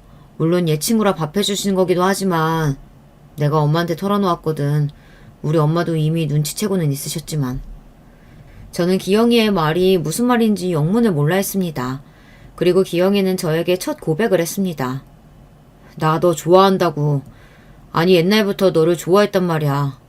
그래서 엄마가 너 한번 보고 싶다고 하신 거야. 제가 눈치가 없었던 걸까요? 하지만 기영이는 저와 만나는 동안 조금 더 추근되는 남자가 아니었단 말이에요. 우리는 손 한 번 잡아본 적 없는 그냥 친구였는데 게다가 저의 더러운 이혼 과정을 지켜본 사람이 나에게 고백을 해주다니 믿을 수가 없었습니다. 그 뒤로는 파스타가 입으로 들어가는지 코로 들어가는지 기억도 나지 않고 가게를 나오자마자 서둘러 집에 왔어요. 가슴이 너무 쿵딱거려서 뭘 할 수가 있어야 말이죠. 집에 돌아온 뒤 기영이는 저에게 문자를 보냈어요. 지연아, 아까 너무 놀랐지? 너에게 부담 준 것 같아서 미안해. 하지만 난 오랫동안 숨겨온 진심이니까 언젠가는 네가 받아줄 거라고 믿는다. 그 뒤로 가끔 기영이와 연락하며 고백은 없었던 듯 친구처럼 대하고는 있지만 제 마음은 넘실대는 파도처럼 일렁였어요. 저도 아직 제 마음을 잘 모르겠어요. 그리고 전 이혼녀잖아요. 결혼도 안 한 기영이에게 언감생신 그건 못할 짓이니까요. 그렇지만 늘 제 곁을 든든하게 지켜주고 전 남편의 복수를 도와준 기영이는 이제 제 삶에 없어서는 안 될 존재가 되었죠. 그저 친구처럼 평생을 갈 줄만 알았을 뿐 그래서 제 마음은 아직 갈팡질팡입니다. 사실 제가 여기에 사연을 보내게 된 것도 바로 이 고민 때문이에요. 주변 사람들과는 나누기 어려운 그런 민감한 일이니까요. 제가 기영이와 연인으로 만나는 것이 괜찮을지, 혹여 결혼까지 가도 너무 뻔뻔한 일은 아닐지 생각을 나눠주세요. 이혼녀와 미혼남의 결혼이라니 이렇게 욕을 하셔도 전 어쩔 수 없고요. 여러분들의 남겨주신 댓글을 찾아보고 제 마음을 잘 정해보고 싶습니다. 그럼 저는 여기서 인사를 드려도 될까요? 늘 건강하고 행복하세요, 구독자님들. 안녕하세요. 저는 얼마 전 인천으로 이사를 해서 새로운 일상을 기대하고 있는 여성인데요. 이사를 해서 그런가 제 지난 날들을 문득 돌아보게 되었어요. 후회하면서 살지 않는 것은 불가능하다고 하지만 아무리 생각해도 지나간 날들 속의 선택이 후회되어서 가끔씩 허탈해지네요. 제가 어느새 팬이 되어서 애청하고 있는 채널에 제가 겪은 일을 보내면서 제 안의 허탈함, 후회도 날려버리고자 하는 소망이 있네요. 어디 가서 제 이야기를 자세히 떠들어본 적은 없어요. 너무 창피하고 부끄러워서 그랬죠. 저는 나이 30이 되던 해 일기예보에도 없었던 비가 갑작스레 내렸던 초여름의 어느 날에 결혼식을 올렸었답니다. 지금 생각해보면 그렇게 운이 따라주지 못했던 날씨마저 미래를 예견해주는 장치였나 싶네요. 남편하고는 3년여를 사귀었어요. 정말로 3년 기간을 꽉 채워서 연애한 건 아니었고요. 남편이 지방으로 근무지를 1년 옮겼던 적이 있었기 때문에 이 1년은 장거리 연애하는 사이였죠. 뿐만 아니라 제가 반년간 일본에 가서 일을 하기도 했었네요. 그래서 사실상 마음만 먹으면 언제든 얼굴을 볼 수 있을 정도로 가까운 연애는 1년 반 정도를 했다고 봐야 하는 것 같아요. 제가 이 이야기를 왜 드리는가 하면요. 우리나라는 아직 동거의 보수적인 사회잖아요. 그럼에도 젊은 사람들 중에서는 결혼 전에 동거를 해봐야 상대의 진면목을 알 수 있다. 이렇게 생각하는 경우가 많다는 거죠. 이게 왜 그렇겠나요? 같이 살아봐야 데이트만 해댔던 연애에서는 몰랐던 진짜 백이 상대의 모습을 안다는 거예요. 심지어 저는 남편하고 장거리 연애를 했던 기간이 꽤 되었기에 상대를 잘 몰랐어요. 바보같이. 오히려 다른 측면에서 생각을 했죠. 멀리 떨어져서도 이렇게 서로에 대한 애정이 식지 않고 만나면 싸우지도 않고 교제를 잘 하는데 결혼해서는 얼마나 더 잘 지낼까? 아무래도 오빠하고 나는 천생연분인 것 같아. 그렇지 않고서야 이렇게 평온한 사이를 벌써 3년 가까이 유지하는 게 말이 돼? 와, 신기하다. 나도 맨날 그런 생각하고 있었는데 우린 어쩜 이렇게 서로 싸울 일도 없이 잘 맞을 수가 있지? 우리 그냥 더 시간 끌지 말고 결혼할까?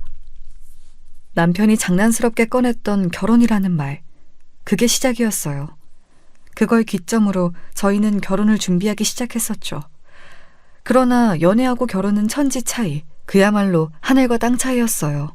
저는 결혼을 하고 나서야 어째서 결혼은 미친 짓이다라는 말이 오죽하면 있는지 알게 되었습니다. 당시에는 솔직히 자존심 때문이라도 결혼을 후회하지 않으려고, 제가 한 선택에 불만을 갖지 않으려고 꾸역꾸역 좋은 쪽으로 어떻게든 생각을 했었는데요. 그런 억지 노력도 한두 번이지 매번 사람을 돌아버리게 만드는 남편 때문에 도저히 계속 그럴 수가 없었어요. 결혼 전에는 싸울 일도 없었던 남편하고 제가 갑자기 치고받고 싸우기라도 했냐고요?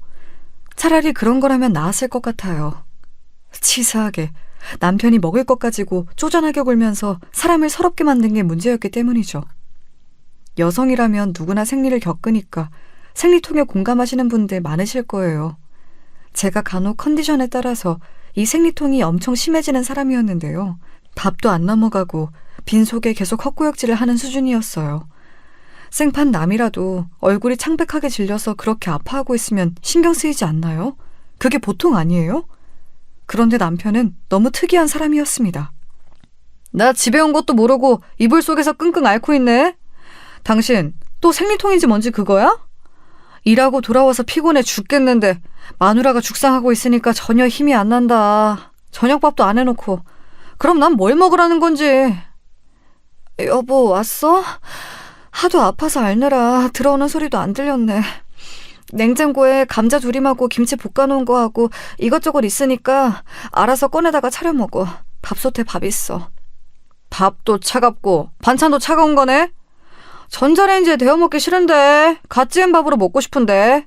나 뚝배기에서 팔팔 끓는 찌개 먹고 싶은데. 아니면 따끈한 계란찜 같은 거 먹고 싶은데. 자꾸 그러고 싶다고 말만 하지 말고 여보가 직접 그렇게 해먹어. 난 하루 종일 물만 간신히 삼켰어. 힘도 하나 없는 사람한테 그런 거 말해봤자 소용없어. 그리고 여보만 이래? 나도 낮에 컴퓨터로 작업했고 아파서 밀린 게 있어서 이따 새벽에 잠 못 자고 계속 일해야 돼. 생리통 그거 너무 걸리적거리네. 당신 그거 생리 빨리 하고 빨리 끊으면 안 돼? 다른 여자들은 그런 거 가지고 별로 고생 안 하는 것 같은데 당신은 자꾸 유별나게 엄살도 심하고 하여간 별로인 것 같아. 저는 제가 잘못 들었나 싶었어요. 생리를 어디 제가 하고 싶어서 하나요? 인체의 신비인 것이고 자연의 섭리니까 하는 것이죠. 그런데 남편이 그런 식으로 말을 하니까 너무 무식해 보였고 한마디로 좀 깬다 싶었어요. 저런 남자일 줄 몰랐어요. 가뜩이나 아파서 예민한데 남편까지 그러니까 너무 서운했죠. 그래도 바깥에서 일하고 온 사람 최대한 배려해주고자 해서 별말은 더 안 얹었어요. 남편도 회사에서 이런저런 일이 많았기 때문에 예민하게 군 걸 거라고 생각했죠. 그런데 아니었어요. 저에게 그런 식으로 모난 말을 던졌던 이유, 자기가 먹고 싶은 저녁밥을 못 먹어서 그랬던 거예요. 얼마 후에 시어머니께 이런 소리를 들었죠. 얘, 너 저녁밥도 안 차린다면서? 우리 아들이 하루 종일 밖에서 돈 버느라 오만 개고생 다 하고 집에 딱 돌아왔는데 빈밥상으로 맞아주다니. 너도 참 너다. 너도 정말 대단하다. 오빠가 그렇게 말씀을 드리던가요? 그거 참 이상하네요. 어머님께 그런 거 전해드릴 시간에 반찬 한 가지라도 만드는 법 배워서 본인이 요리를 하면 될 것을 제가 해줄 때까지 기다리는 거 너무 수동적인 것 같아요. 어머님, 원래 어머님의 아들은 옛날부터 이랬나요? 뭐가 어쩌고 저째? 얘가 이혼 가정에서 난 애라 그런가 말을 할 때 막 하는 경향이 있네? 외동처럼 자라서 그런가 이기적인 면도 있는 것 같고. 제 친정 부모님께서 저 어렸을 때 이혼을 하시긴 했죠. 저희 오빠는 아빠하고 저는 엄마하고 이렇게 각각 떨어져 사느라 제가 외동처럼 자란 것도 맞고요. 그런데 어머님의 아들은 이혼 가정 자식도 아니고 위로 누나만 2명이라 외동으로 자란 것도 아닌데 왜 저보다 잘하지 못해서 혼자 밥도 못 차려 먹나요? 참 희한하네요. 그러자 시어머니께서 한참 언성을 높이시며 잔소리를 쏟아내시더라고요. 저도 내심 너무 감정적으로 말대꾸를 했나 싶어서 아차 싶긴 했기 때문에 가만히 듣고 있었네요. 시어머니께서 당신의 아들만 유별나게 편애하시고 며느리는 얄미워하시는 안 좋은 방향으로 전형적인 분이시긴 했지만 별로 신경은 안 썼어요. 왜냐하면 어차피 제가 시어머니하고 사는 것도 아니었으니까요. 그런데 같이 사는 인간이 제 신경을 계속 건드리면 그건 문제였습니다. 여보, 난 아팠을 뿐인데 왜 내가 밥 안 차려줬다고 그걸 어머님께 벌써 고지고대로 다 일러 바쳤어? 어떻게 그럴 수가 있어? 이렇게 쪼잔한 사람이었어? 우리 엄마가 순간 욱해서 그러신 걸 거야. 그러니까 네가 못 들은 척 그냥 넘겨주면 좋겠어. 근데 나보고 쪼잔하다니? 사람이 먹고 사는 것보다 더 중요한 게 어디 있다고. 내가 먹을 거 문제로 속이 좀 상했으니까 우리 엄마한테 그런 얘기도 할 수 있는 건데 그걸 무슨 쪼잔하다고 표현을 하냐? 아, 머리 아파. 난 솔직히 내가 이런 대화를 여보하고 해야 한다는 것 자체가 너무 황당해. 여보, 우리 애들 소꿉장난 아니고 다 큰 어른들끼리 결혼한 거야. 다시는 이런 소모적이고 유치한 걸로 내가 머리 아플 일이 없었으면 좋겠어. 알았지? 나는 그냥 일하고 돌아와서 그날 허기졌던 게 싫었던 것뿐인데 내가 뭘 잘못한 건진 모르겠지만 네가 기분이 안 좋다니까 내가 네 말을 따를게. 내가 양보하지 뭐. 나는 아량이 넓은 남자니까. 이때부터 뭔가 느낌이 싸했어요. 이 남자 화법이 대체 왜 이럴까? 분명히 같은 주제를 가지고 대화란 걸 하고 있는데 왜 겉도는 느낌일까? 그런 인상을 받긴 했었어요. 제가 너무 신경 쓸 요소가 많아서 스트레스를 받았는지 다음에는 아예 생리 시작하기 전에 일어나는 배란통도 무척 심하더라고요. 진통제를 먹어도 아파서 끼니도 못 챙겨 먹다가 양배추가 위장에 좋다는 게 문득 생각이 났어요. 양배추를 쪄서 밥에다가 간장 찍어 싸먹으면 간단하게 좋을 것 같더라고요. 그래서 남편에게 퇴근하면서 집 앞에 있는 식자재 마트에서 양배추 한 통 좀 사달라고 그랬습니다. 남편 줄 밥은 따로 다 차려놓고요. 그런데 귀가한 남편의 손을 보니까 텅 비었더라고요. 여보, 양배추는 어디 있어? 설마 등에 맨 서류 가방에 들어있는 거야? 에이, 여기 양배추가 어떻게 들어가? 없어. 마트에 가보니까 양배추 전혀 없던데? 뭐라고? 아니, 지금이 무슨 양배추 대란이 일어난 것도 아닌데 그게 왜 없어? 그건 1년 365일 마트에서 취급하는 품목 아니야? 진짜로 마트에 없었어? 그거 신선 코너에 따로 들어가야 하는 건 알고 있지? 아, 당연히 알지. 거기를 내가 몇 번을 가봤는데 그 사실을 모를까 봐서? 없었다니까. 기껏 퇴근하면서 들러준 사람한테 수고했다, 고맙다 이런 말은 못할 망정 자기 생각만 하고 진짜 너 이기적이다. 아무리 생각해도 이상했어요. 그래서 제가 아픈 몸을 이끌고 꾸역꾸역 그 마트를 가봤습니다. 그랬더니 떡하니 양배추가 쌓여있더라고요. 그거 결제하는데 얼마나 열이 받아서 손이 떨리던지 제가 남편에게 따졌죠. 왜 거짓말했냐고요. 그랬더니 남편이 저에게 뭐라고 그랬던 줄 아시나요? 뭐야? 본인이 직접 마트 가서 양배추 사면 되는 거였는데 피곤한 나를 시켜 먹으려고 했던 거였어? 아주 무서운 여자네. 내가 거짓말을 하기에 앞서서 당신이 먼저 치사하게 굴었으니까 서로 감안해서 없던 일로 해. 내가 양보할게. 양보해서 그냥 없던 일로 하자는 거야. 도대체 어떻게 하면 그런 해괴한 결론이 나온단 말인가요? 제가 너무 황당하고 어이가 없어서 한참을 그 사건을 곱씹었어요. 연애할 때는 왜 이 남자가 이토록 독특하게 이상한 사람인 걸 몰랐을까 하는 후회로 자책도 하였죠. 제가 너무 눈치가 없고 아둔한 사람처럼 느껴졌기 때문이에요. 이상한 건 남편인데 반성은 제가 하고 있는 이 황당한 상황은 날이 갈수록 더 정도가 심해졌습니다. 어느 날 찜닭을 시켜 먹었는데 제가 잠깐 반찬 하나를 꺼내러 간 사이 남편이 닭다리를 제 목까지 가로채려고 하다가 그걸 바닥에 흘렸더라고요. 제가 어이없어서 가만히 쳐다봐 주니까 남편은 횡설수설을 했어요. 닭다리 부위가 기름이 져서 몸에 안 좋대. 그래서 내가 대신 먹어주려고 했어. 아, 그래? 근데 미안하지만 나는 맛있는 거 많이 먹고 빨리 죽자는 주의여서 내가 부드러운 살 먹을 테니까 건강한 가슴살이나 많이 먹어줘. 제가 태연하게 받아쳤더니 남편이 콧김을 씩씩거리면서 뿜더라고요. 그러더니 기어이 부드러운 살을 쏙쏙 자기가 빨리 골라먹고 가슴살을 은근히 제 앞으로 밀어놨어요. 단팥빵 여러 개 든 걸 사왔더니 팥들은 부분만 싹 중점적으로 먹고 테두리만 지저분하게 남겨놓은 걸 보고 제가 기겁했습니다. 살다 이렇게 매너 없는 사람을 처음 봤어요. 삼겹살을 같이 구워 먹잖아요. 그러면 오돌뼈 있는 부분들은 기가 막히게 골라내서 제 앞으로 밀어줬습니다. 자기는 부드럽고 맛있는 부위만 먹었죠. 무슨 남자가 이렇게 찌질할 수가 있는지 저는 매 순간 믿어지지가 않았습니다.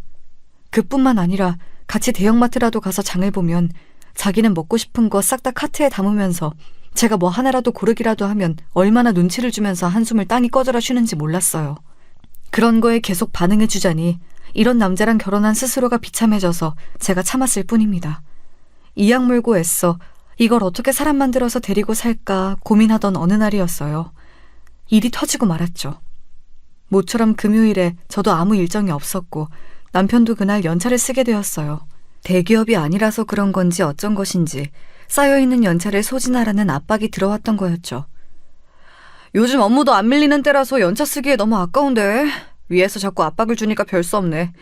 그래도 주말하고 붙어있는 금요일에 쓰기로 했으니까 그나마 덜 억울해. 당신 혹시 금요일에 따로 할 거 있어? 아니, 별일은 없는데 엄마가 한번 여기에 들르고 싶다고 하셔서 금요일에 오시라고 할까 나 혼자 생각 중이었어. 장모님이? 아니 뭐 오시는 건 상관이 없다지만 왜? 특별히 오실 일이 있나? 특별한 일이 있어야지만 오는 거야? 엄마가 요즘 주변에서 고춧가루하고 매실 엑기스 이런 걸 많이 받으셨대. 그래서 그걸로 반찬 같은 거 자주 만드시는 것 같은데 여보도 알겠지만 엄마 혼자서 그런 걸 어떻게 다 드시겠어. 기껏 만드셔도 혼자 다 못 드시니까 이웃집들하고 나눠 드시는 것 같더라. 뭐? 혼자 소진을 다 못 하시니까 그걸 이웃집하고 나눠 드신다고? 와, 얘기만 들어도 너무 아깝다. 당신 장모님한테 그런 손수 만드신 반찬들 다 보관 잘 하셨다가 우리 좀 달라고 당장 말 좀 드리지 않고 뭐 했어? 엄마가 나한테 그런 얘기를 매일같이 시시콜콜 하시는 건 아니니까 나도 몰랐지. 엊그제 통화하면서 이런저런 대화 나누다가 알게 된 거야. 그래서 내가 안 그래도 반찬 우리한테 주시면 잘 먹을 것 같다고 그런 이야기 드려놨어. 아, 그래? 잘했네. 그러면 이번에 오실 때 반찬들 가지고 오시겠네? 나 좋아하는 반찬도 이왕 오시는 김에 만들어서 가져오시라고 하면 안 될까? 당신이 지금 카톡이라도 얼른 남겨봐. 미역 줄기볶음하고 명태포 조림하고 이런 것들 나 엄청 잘 먹잖아. 당신은 이런 난이도 있는 것들 만들 줄 모르니까 장모님한테 해달라고 하자. 남편이 갑자기 신이 나서 떠들어대는데 저는 왜 이상하게 그 모습이 얄밉게 느껴졌을까요? 메추리알에다 소고기랑 꽈리고추까지 넣은 장조림을 먹고 싶다면서 입맛도 혼자 다시던데 그 대목에서 저는 약간 속이 울렁거렸어요. 상대의 먹는 모습이 그저 음식을 먹는 걸로 보이지 않고 처먹는 것으로 보이면 콩깍지가 다 사라진 거라고 하던데 먹는 게 아니라 단지 먹는 신용을 하는 모습에서도 제 기분이 가라앉은 걸 감지하면서 저는 스스로 위기감을 느꼈습니다. 왠지 제 안에서 남편에 대한 정이 떨어질 대로 떨어진 느낌이었다고 할까요? 결혼이 애들 소꿉장난도 아니고 기분 따라서 이랬다 저랬다 이렇게 굴면 책임감 있는 어른이라고 할 수 있을까? 내 마음을 잘 다스려야겠다. 저는 그때 생각했어요. 저 스스로 남편보다 제가 인격적으로 더 나은 사람이라고 생각을 한다면 그에 걸맞은 자세를 취해야 한다고요. 충동에 져버릴 때도 있긴 했지만 하여간 저는 기본적으로 저급하게 굴고 싶진 않더라고요. 남편이라는 모자란 놈을 데리고 사는 것이 저의 가련하고 어처구니 없는 숙명이라고 그렇게까지 저는 생각해줄 용의도 있었습니다. 이런 저의 대인배적인 면모를 가차없이 날려버린 건 바로 남편 쪽이었어요. 저는 사실 친정엄마에게 남편이 좋아하는 반찬을 따로 만들어달라고 그런 요청을 드리지 않았습니다. 친정엄마가 반찬을 많이 만드시는 김에 그냥 저희 것도 나눠주시는 차원이면 충분히 만족하는 거였는데 굳이 뭘 더 끼웠나요? 어차피 남편은 어떤 음식이건 식탐을 부릴 위인이었기 때문에 특별히 요구하는 반찬이 따로 있다는 것 자체가 저는 너무 웃겼네요. 아무튼 그래서 친정엄마는 당신이 마음 가시는 대로 만든 반찬들을 가지고 저희 집에 방문을 해주셨어요. 참고로 저희 집에 들렀다가 옛날 고향 친구분들을 만나시는 일정도 있었습니다. 그래서 겸사겸사 오신 거였고요. 친정엄마는 절대 저나 남편에게 부담 지우시는 분이 아니었기 때문에 저는 일부러 일정을 그렇게 짜신 거라고 내심 생각도 했어요. 장모님, 저흰 이따가 근교에 새로 오픈했다는 베이커리 카페를 드라이브 삼아서 가볼까 하는데 같이 가시지요. 너무 바로 이렇게 그냥 가시겠다고 하실 줄은 몰랐어요. 그래요, 엄마. 친구분 만나시는 건 시간을 조금 뒤로 미루시면 안 돼요? 기껏 오랜만에 오셨는데 집 더 꾸며놓은 것도 구경하시고 주스라도 한 잔 드시고 그러셔야죠. 아이고, 아니야. 집에 새로 인테리어 해놓은 거 있으면 네가 때마다 나에게 사진 보내줘서 다 봤잖아. 그리고 내가 민기적거리느라 집에서 늦게 나오는 바람에 이미 친구 만나러 가는 시각이 촉박해졌어. 지금 나가면 딱일 것 같아. 반찬이나 얼른 냉장고에다 바리바리 옮겨놔. 오는 길에 햇볕이 좋아서 혹시 반찬이 금방 쉴까봐 노파심이 들더라. 친정엄마가 너무 단호하게 말씀을 하시니까 제가 설득할 엄두가 안 나더라고요. 가급적 이번 달 내로 따로 친정엄마하고 시간 내서 놀러가는 일정을 짜야겠다는 생각을 했네요. 저하고 친정엄마하고 같이 반찬 다 열어서 내용물 확인해보고 소분할 거 있으면 바로 하고 그렇게 했는데요. 반찬들 보고서 제가 깜짝 놀랐어요. 전부 다 정성 가득하게 먹음직스러워 보였을 뿐더러 신기하게도 남편이 좋아하는 반찬들이 있었기 때문이에요. 아니, 이럴 수가. 장모님, 제가 칼칼한 게 들어간 장조림을 먹고 싶어 한 걸 어떻게 하시고 이걸 준비해 오셨어요? 미역줄기 볶음도 있고 감자채 볶음도 있네요. 저 이런 거 엄청 좋아하는데 이 사람이 장모님께 말을 다 해놨군요. 그럼 우리 딸이 장서방 좋아하는 것들을 나에게 다 말해주더만. 내가 자신 없는 것들은 그중에서 빼고 그나마 괜찮은 맛을 흉내라도 낼 수 있는 것들만 조금씩 해봤어. 맛있게 먹어주면 좋겠구만. 친정엄마는 말씀하시면서 자꾸 저를 곁눈질 하셨어요. 역시 눈치 빠르신 친정엄마. 제가 말을 전해드린 것처럼 상황을 잘 꾸며주시더라고요.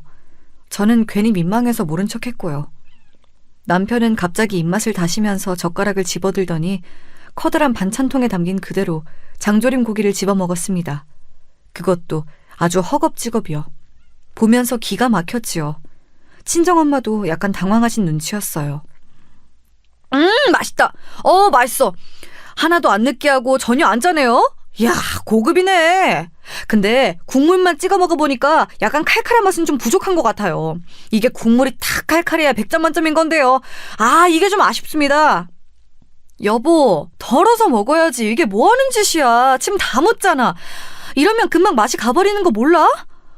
진짜 신경질 나게 100점 만점 같은 소리하고 자빠졌네. 제가 입술 꽉 깨물고 끝말은 최대한 작게 중얼거렸습니다. 제 싸늘한 안색을 살핀 남편이 기분이 상했는지 젓가락을 싱크대 안에 내려놓고서는 몸을 휙 돌렸어요. 토라진 어린아이도 아니고 그 유치한 모습에 저는 또 한 번 기가 막힐 따름이었습니다. 금세 저희 부부 사이에 흐른 냉기를 눈치챈 친정엄마가 애써 웃어 보이셨죠.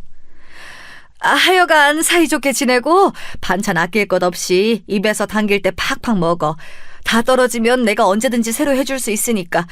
그럼 나는 이만 가볼 테니 둘이서 밖에 재미난 곳에 놀러가서 시간 보내고 그래. 엄마, 근데 친구분 만나러 어느 쪽으로 가신다고 하셨더라? 저희가 나가는 김에 모셔다 드릴게요. 잠깐만 계세요. 우리 금방 나갈 참이니까. 그렇지 당신? 금세 삐져있던 남편은 제가 그렇게 물어보자 흠칫하더니 되게 퉁명스러운 얼굴과 말투로 대답을 했어요. 아니, 금방 안 나갈 건데? 낮 시간 중반 때는 카페에 사람 가장 많을 때니까 그때를 살짝 피해서 가자고 한 건 당신이었잖아. 지금 나가면 카페에 사람 한 바가지야. 좀 이따 출발하는 게 나아. 와, 이게 어떻게 제정신 바뀐 어른인가요? 자기 장모 앞에서 이렇듯 눈치 없이 구는 사위는 또 없을 거란 생각이 들면서 순간 정신이 아득해졌습니다. 친정엄마가 뻔히 계시는 앞이니까 제가 너무 창피하고 민망하더라고요. 그런데 친정엄마는 아무렇지도 않게 그저 웃어 보이셨어요. 나는 바로 요 앞에서 버스 타면 돼. 올 때도 그렇게 왔는걸. 버스만 다니는 전용 도로로 가니까 차도 별로 안 막히고 빨리 다녀서 좋아. 그리고 어차피 친구 만나기로 한 곳이 버스 정류장 바로 앞이라서 나는 버스를 타고 갈 생각이었어. 그게 편하고 빨라. 나는 이만 가볼 테니까 둘이서 모처럼 금요일에 재밌는 시간 보내. 친정엄마는 호탕한 미소를 지으셨지만 저는 이미 좀 짜증이 나 있었어요. 그래서 남편 쪽을 강렬하게 째려보았습니다. 멍텅구리처럼 굴 거면 배웅이라도 정중하고 품위 있게 좀 했으면 하는 바람을 담아서 말이에요. 그런데 제 눈총을 받은 남편이 뭔가 생각났다는 듯이 아, 라는 소리 없는 탄식을 뱉어내면서 갑자기 방으로 달려가는 거예요. 그러더니 부스럭거리면서 뭔가 찾는 소리가 들리더라고요. 저는 생각했죠. 남편이 일말의 눈치라는 것은 있어서 친정엄마에게 뭐라도 챙겨드리려고 하나 보다. 이런 당연한 추측이요. 서랍을 연 소리로 판단이 들건데 제 예상대로라면 남편이 자기 지갑을 들고 나와서 친정엄마에게 돈을 드리며 인사를 하는 수순이었습니다. 하지만 잠시 후 남편이 웬 카드 한 장을 달랑 들고 나왔어요. 제가 깜짝 놀랐죠. 저 인간이 우리 엄마한테 자기 카드를 아예 드리려고 하나? 그렇게 통이 크다고? 웬일이래? 사람 다시 보인다. 제가 애써 호선을 그리려는 인매를 억누르면서 친정엄마를 현관으로 함께 배웅해드렸어요. 자연스레 남편이 그쪽으로 왔고요. 저는 이제 제 눈앞에 펼쳐질 훈훈한 장면을 기대하고 있었는데 정말 놀랄 노짜인 상황이 제 눈앞에 펼쳐지고 말았습니다. 남편의 손에 들린 카드에서 영어 알파벳 T자를 발견했을 때부터 심상치 않았죠. 아, 장모님, 드릴 게 있어요. 이거 가지고 가세요. 제가 전에 쓰던 건데 티머니 교통카드예요. 선물로 그냥 드리려고요. 그래, 장서방. 교통카드 정말 유용하지. 그런데 이거를 나를 준다고? 장서방이 지금 안 쓰는 카드인가? 저는 이제 교통카드 쓸 일이 있으면 당연히 신용카드 사용하죠. 요새는 다 겸용으로 기능이 나오니까요. 제가 굳이 생색을 내려는 건 아닌데 장모님, 교통카드 이거 따로 사려고 하면 돈 3,000원인가 따로 드는 거 아시죠? 제가 이거를 그냥 드리는 거고요. 그 안에 돈도 들었어요. 상상도 못해본 전개 앞에서 제가 할 말을 잃었습니다. 교통카드요? 저의 친정엄마에게 이런 상황에서 교통카드를 드린다고요? 무슨 심부름 보내는 초등학생에게나 줄 것 같은 물건 아닌가요? 교통카드를 드린다는 발상 자체가 저는 믿기지 않았고 놀라웠는데 일단 친정엄마는 그걸 얼떨결에 받아드셨어요. 안에 돈도 들었다니 이거 너무 유용한 건데 장서방이 이걸 나를 줘도 되나 모르겠네. 뒀다가 장서방이 필요할 때 쓰지. 아닙니다. 오늘 이렇게 맛있는 반찬들 바리바리 싸서 와주셨는데 이 정도는 기본이죠. 버스 타고 가신다 하셨죠? 제가 그 교통카드 안에 얼마가 남아있는지 아주 정확히 몰라요. 이것 하나는 진짜 분명하게 알아요. 1,300원은 반드시 있습니다. 지하철? 버스? 어느 것이든 고민하지 않고 타실 수 있어요. 그렇구만. 내가 아무튼 지금 시간이 촉박해서 얼른 가봐야겠네. 이 말도 안 되는 촌극을 친정엄마는 촉박함을 핑계로 빠져나가셨습니다. 저는 그때 무슨 정신으로 친정엄마를 배웅했는지 정말 모르겠어요. 자세히 기억도 안 나요. 머릿속이 뒤죽박죽이었고 분노로 심장이 터질 것만 같았거든요. 제가 친정엄마에게 택시를 권했지만 버스가 더 빠르다고 하시며 마침 앞에 도착한 버스를 타고 떠나셨어요. 저는 그 모습을 멍하게 쳐다보다가 집에 다시 올라가서 남편하고 대판 붙었습니다. 미친 거 아니야? 교통카드? 1,300원? 장난해? 지금 싸우자는 거야, 뭐야? 왜 이렇게 화를 내? 필요하신 걸 내가 적절하게 드렸는데 그게 뭐 그렇게까지 잘못되었어? 얼마인지 그런 것에 초점을 맞추지 말고 정말 실용적인 건지 아닌지 그걸 봐야지. 무식하고 싶으면 그냥 무식하기만 해. 왜 쓸데없이 그럴싸하게 입까지 놀리려 들어? 뭐? 얼마인지 초점 맞추지 말고 실용적인 건지를 보자고? 알았어. 라면 좋아하니까 내가 그럼 생일날에 육개장 사발면 1개 사줄게. 컵라면보다 실용적이고 안성맞춤인 것도 드물잖아. 안 그래? 왜 얘기가 그렇게 튀어? 내가 분명히 말하는데 나는 최소 1,300원에다가 교통카드까지 같이 드린 거야. 혹시라도 1,300원이라고 금액을 축소할 생각하지 마. 그리고 네가 뭔데 사람 보고 그렇게 쉽게 무식하다고 해? 너 지금 장모님 왔다 가셨다고 기세가 아주 등등한가 본데 나도 우리 엄마 앞에서는 기세등등한 아들이야. 딱 거기까지 듣고 저는 의욕을 상실해버렸어요. 바보 천치를 이겨먹고서 기뻐하는 사람은 없잖아요. 똥이 더러워서 피하는 거지 무서워서 피하는 사람도 없고요. 그렇다는 생각으로 저는 남편 앞에서 고개를 절레절레 흔들었습니다. 제가 생각하고 판단한 것 이상으로 남편이란 작자는 엄청난 인물이었어요. 이렇게 찌질하고 그릇이 간장 종지만한 남자를 찾는 것도 참 힘들 것 같더군요. 어쩌다가 제가 이런 남자하고 결혼까지 하였는지 통단의 웃음이 나왔습니다. 제가 허탈해서 자꾸 웃어대니까 남편이 혀를 끌끌 차더니 자기 검지손가락을 뻗어서 그걸 머리 위로 빙빙 돌리더라고요. 저보고 미쳤냐는 표시였죠. 진짜 어이가 없었습니다. 누가 누굴 보고 미쳤다고 하는 건가요? 내가 진짜 어쩌다가 이런 남자하고 평생을 살겠다고 결혼을 한 건지 내 발등 내가 찍었구나 싶어서 내 자신에게 혐오감마저 들 지경이야. 뭐라고? 너는 말을 뭐 그딴 식으로 하냐? 결혼해서 이득 본 건 너고 어디 가서 네가 나만한 남자를 다시 만날 수 있는 것도 아닌데 나는 네가 대체 뭘 믿고 이렇게 배은망덕하게 구는지를 모르겠다. 너 허세 좀 그만 부려. 제발 헛소리 좀 작작해. 배은망덕이 무슨 의미인지 대관절 알고나 쓰는 거야? 이 무식하고 저급한 인간아. 됐어. 이제 다 필요 없고 나는 너 같은 놈하고 더 이상 부부라는 이름으로 못 사니까 갈라서자. 식탐 부리면서 이기적으로 굴 때부터 알아봤어야 했는데 진작 이렇게 했어야 했는데 물은 내 자신이 너무 원망스러워. 고작 이런 일 가지고 갈라서자는 말을 하는 것 자체가 네 인성의 바닥을 보여주는 것 같다. 너는 왜 이렇게 성격이 더럽냐? 너 같은 성격 파탄자가 나하고 이혼하면 다시 결혼이라는 걸 할 수나 있을 것 같아? 남편이 저를 막 비웃더니 갑자기 걸려온 전화를 받으러 자리를 떠버렸습니다. 저는 지끈거리는 머리를 부여잡고 있었죠. 저보다 자기가 100배 1000배 낫다고 생각하는 저 남자하고 저는 평생을 살 수 없었습니다. 이제 이 사실은 극명해졌어요. 친정엄마가 가져와 주신 반찬을 다시 한번 정리하면서 제가 남편에 대한 분노로 이를 갈고 있을 때였는데요. 왠지 통화가 길어지는 것 같더라니. 그게 아니라 남편이 통화 1개를 마치고 나서 새로의 다른 통화를 시작한 거였더라고요. 하도 크게 말을 해서 저에게 그 내용이 다 들렸습니다. 엄마!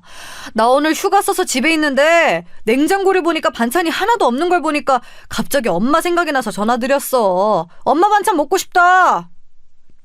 꼴값이 따로 없었습니다. 반찬이 없다느니 하는 헛소리를 함으로써 시어머니께 제 흉을 보고 자기도 우리 엄마 반찬 먹으면 된다는 걸 저에게 과시하는 그 행동에 눈살이 찌푸려졌어요.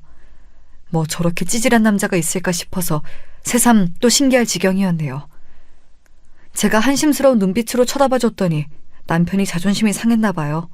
전화 끊고 나서 저에게 시비를 걸길래 저도 맞받아쳤고 저희 그날 진짜 개싸움했습니다. 그런데 시어머니로부터 연락이 오더라고요. 그것은 바로 방문 예고장이었습니다. 얘, 너 걸핏하면 우리 아들을 쫄쫄 굶겼다면서? 너 어떻게 그럴 수가 있니? 네? 쫄쫄 굶기다니 그게 무슨 말씀이신지요? 저는 금시초문인데요. 네가 냉장고 텅 비워가면서 우리 아들 굶긴 거 아니니? 내가 이미 다 들었어. 어머님, 사람이 쫄쫄 굶으면 죽어요. 그런데 어머님 아들 아직 멀쩡히 살아있고 오늘 출근도 했습니다. 살아있다고요. 말하는 꼬라지 좀 봐라. 너는 애가 왜 이렇게 거침없이 싸가지가 빈약하니? 우리 아들이 대체 무슨 잘못을 그리 저질렀다고 너처럼 되바라진 여자를 만났는지, 나는 또 무슨 업보가 있어서 이런 며느리를 둔 것인지 기 한번 못 펴고 사는구나. 네? 기를 못 펴요? 누가요? 어머님이요? 아니면 어머님 아들이요? 제 생각엔 양쪽 다 아닌데? 저하고 생각이 무척 다르시네요. 아무튼 저는 사람 쫄쫄 굶긴 적 없어요. 냉장고가 텅텅 빈 적도 없고요. 그건 내가 직접 가서 확인하면 될 일이야. 모레 저녁에 들를 테니까 그런 줄 알고 있어라. 냉장고부터 다른 부엌 살림들까지 내가 다 체크할 거니까 얄팍한 마음가짐으로 있지 않는 게 좋을 거야. 그러시든지 말든지 저는 상관이 없었습니다. 이제 그런 거에 관심이 없었죠. 다만 시어머니께서 오시기로 한 김에 제가 할 일이 생각나서 그거나 실행했네요. 참고로 친정엄마가 다녀가셨던 그 이후 나흘째 남편과는 냉전 중이었어요. 대화도 아예 안 했는데요. 남편이 먼저 저에게 한마디씩 걸긴 했는데 그게 참 황당했죠. 좋은 말로 할 때 나에게 얼른 사과해. 더 늦어지면 네가 아무리 사과해도 내가 안 받아줄지 모르니까 그때 가서 후회해봤자 늦는 거야. 왜 자꾸 나보고 사과를 하래? 진짜 돌았어? 잘못을 한 건 당신이라니까 내가 아니라. 너 진짜 그러다가 나를 영영 놓치는 수가 있다. 나중에 울고불고 후회나 하지 마라. 사람 복장 터지게 하는 대회 같은 게 있다면 남편은 반드시 수상자 목록에 이름을 올릴 작자였어요. 아니, 어느 정도로 말이 안 통하는 게 아니라 아예 사고방식 자체가 틀려먹었으니까 이건 아예 상대하는 게 벅차더라고요. 이런 비정상인과 계속 있다 보면 저도 언젠가 휘말릴 게 틀림없었습니다. 이를 박박 깔며 이 망할 놈에게 한 방 먹여줄 때를 일부러 기다린 저는 그날이 오자 반갑게 시어머니를 맞아드렸습니다. 토요일 오전에 오신다고 하길래 그 전날부터 제가 두근거려서 잠까지 설쳤네요. 어서 오세요, 어머님. 무겁게 실이 뭘 이렇게 많이 들고 오셨어요? 내가 무겁게 안이 들고 올 수가 있어야 말이지. 우리 아들이 먹을 게 없어가지고 반찬 타령을 해대고 있는데 내가 어떻게 반찬을 이것저것 준비 안 해올 수가 있었겠어? 안 그러니? 아, 그러셨구나. 네, 알겠어요. 반찬 정리해두시는 건 둘이서만 하셔야 할 것 같아요. 제가 주말이라 약속이 있어서요. 지금 준비하던 도중이었는데 얼른 옷 갈아입고 나가봐야 하거든요. 뭐야? 이런 거 정리하고 나면 은근히 뒷정리할 게 나오기 마련인데 그걸 네가 안 하면 누가 한다니? 설마 우리 아들 보고 하라는 거야? 못할 건 또 뭔가요? 근데 어머님께서 계시니까 그냥 어머님이 하시면 되겠네요. 냉장고 안쪽 배치 어머님께서 마음대로 바꾸셔도 되어요. 저는 별로 상관 안 해요. 제가 룰루랄라 콧노래까지 살짝 흥얼거리며 옷을 갈아입으러 가자 부스스한 잠옷 차림의 남편이 어이없다는 듯이 저를 쳐다봤어요. 우리 엄마가 방금 오셨는데 너는 지금 놀러 나가겠다고? 이게 무슨 예의범절이야? 내 맘이지. 원래는 반찬 뭐 가져오셨는지 다 구경하면서 젓가락으로 침 묻혀가면서 맛보려고 했는데 약속에 있어서 나가는 바람에 못 그러는 게 살짝 아쉽네. 남편이 했던 못 배워먹은 행동을 말로 되돌려줬죠. 그러자 남편이 분하다는 표정을 지으면서도 대꾸를 못하더라고요. 저는 태연하게 옷을 갈아입고 나왔어요. 그러자 부엌에 있던 두 사람이 동시에 제 쪽을 노려보더라고요. 너 이것 좀 거들어주고 나가라. 진짜로 아무것도 안 하고 쓱 나갈 심사는 아니었겠지? 설마 하니 그렇게 싸가지가 바가지이려고? 가정교육을 그렇게 받진 않았겠지? 왜요? 그냥 나가버릴 심사 맞았는데요. 아 참! 대신에 어머님께 드릴 게 있어요. 제가 정리하는 거 못 도와드리고 오시자마자 외출을 나가는 대신에 어머님께 뭐 좀 드리려고 준비한 게 있거든요. 제가 밝게 웃으며 말하자 두 사람이 엄청 궁금하단 낯이 되어서 호기심 어린 눈빛으로 저를 빤히 쳐다보더라고요. 저는 그 시선을 받으며 아주 즐겁게 하얀 봉투를 시어머니께 내밀었습니다. 남편은 못 배워먹어서 한 손으로 제 친정엄마에게 교통카드를 건넸으나 저는 그 인간보다는 스스로 낫다고 생각을 했으므로 두 손 공손하게 드렸답니다. 당신 이거 뭐야? 설마 우리 엄마 주려고 용돈을 준비한 거야? 그럴 줄은 몰랐는데? 헛다리를 짚은 남편이 깜짝 놀라면서 저와 하얀 봉투를 빠르게 번갈아 쳐다보았어요. 저는 의기양양하게 웃을 따름이었죠. 시어머니께서 밝은 표정으로 봉투 안을 들여다보셨습니다. 용돈? 얘가 이 정도의 센스는 있는 애였구나. 용돈이라니. 어디 보자. 아니, 이게 뭐지? 웬 동전이 있는데?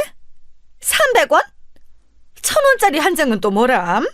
그리고 같이 든 이 종이는 또 뭐고? 여기 와주시는 수고, 또 가실 때 드는 수고까지. 어머님을 위하는 마음으로 1,300원 준비해드렸습니다. 그리고 같이 든 종이는 어머님을 위한 제 자그마한 선물이에요. 펼쳐보시면 분명히 만족하실 거예요. 1,300원이라는 액수에 남편의 얼굴이 삽시간에 붉게 달아올랐는데 그 사이 시어머니께서는 홀린 듯이 멍한 표정으로 종이를 펼쳐보고 계셨습니다. 동시에 그 내용을 들여다본 두 사람이 소스라치게 놀랐죠. 그건 바로 이혼이라는 목적을 두고 작성된 내용이었으니까요. 전 이미 도장 찍었어요. 어머님의 귀한 아들만 도장을 찍으면 되네요.